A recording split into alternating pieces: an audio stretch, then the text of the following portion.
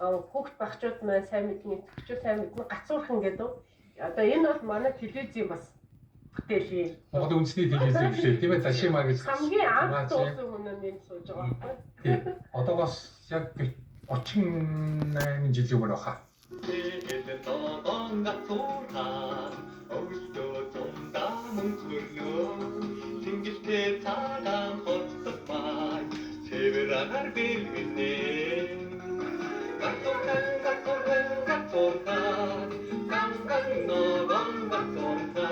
Нэгсэн 89 онд хаун ихэ одоо урлагийн сэтгэлтэй.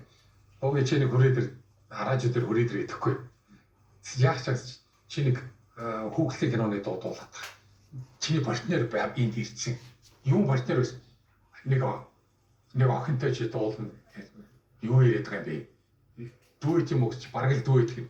Хөөе тэгээд чи бүрөө би яаж болтгийг гэдгсэн чи. Зүгээр хүрээдэр гээд ирсэн чинь нөгөө нэг партнер нь айлын бол айл охинтой дуулах юм бол гэсэн чи жоох юм яваад ирсэн чи партнер чи гэсэн чинь болоожи охин байсан билээ алтан нар гээд 5 настай байсан.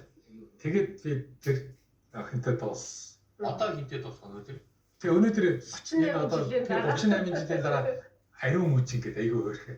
Би энэ охинтой гацуурхнаа дуул итгэв. За гоё доо тий. За.